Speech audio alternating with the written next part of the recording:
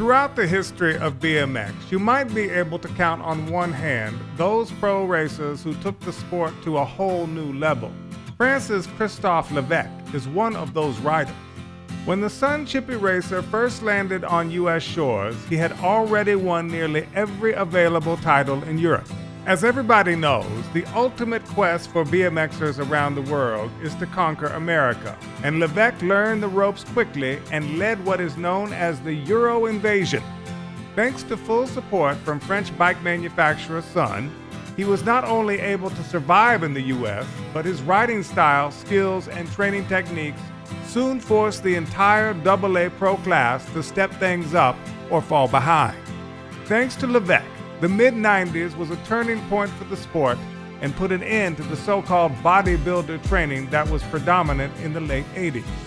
Christophe would go on to win the World Championship in 1995 and then won back-to-back #1 pro titles in both the NBL and ABA. He is one of only 5 riders to have ever held all 3 of the major championships.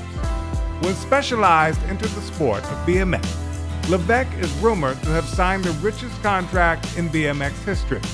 Today, as the owner of Chase Bicycles, sponsoring 2 of the top title contenders of 2015, Christophe continues to make a positive impact on our beloved sport. Ladies and gentlemen, please rise and welcome the Flying Frenchman, your 2015 National BMX Hall of Fame racer inductee, Christophe Leveque.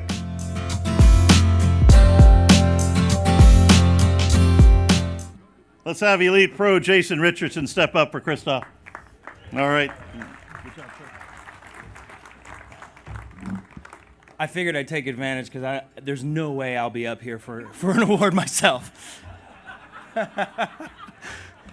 But just to keep it quick, having been part of that generation and riding for a French team back in the day, but just racing him week in and week out.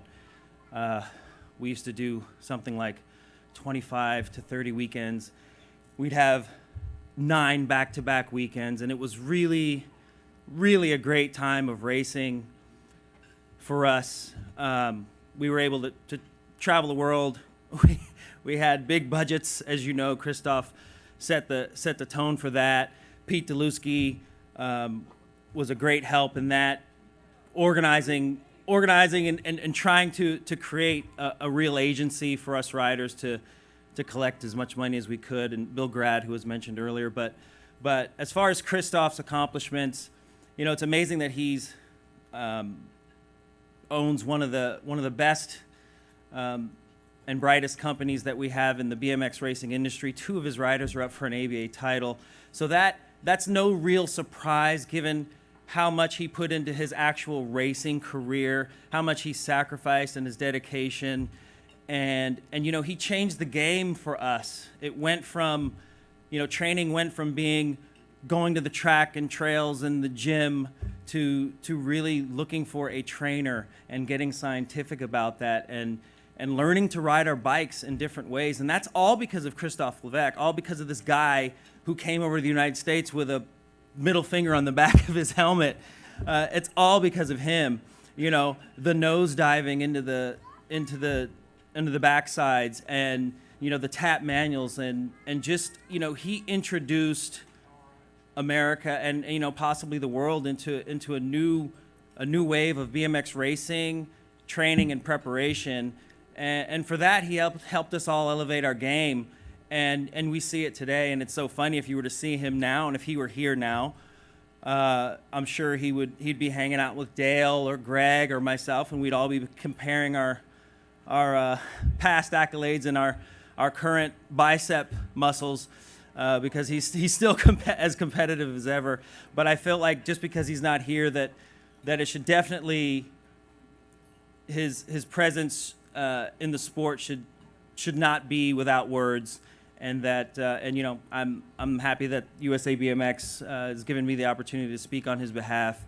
And you know, like they used to say in the old Crank TV show, "Hey Christophe, what's it gonna take? What's it gonna take in this pioneer monster cause?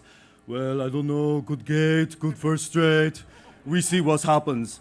And and that's how he ran it.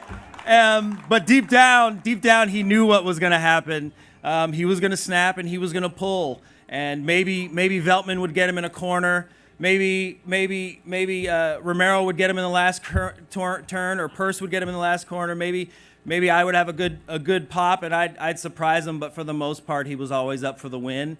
And here he is as an industry leader, the owner of Chase Bicycles, and he's up for a couple wins via his riders. So for that, I think that's quite a legacy. Thank you.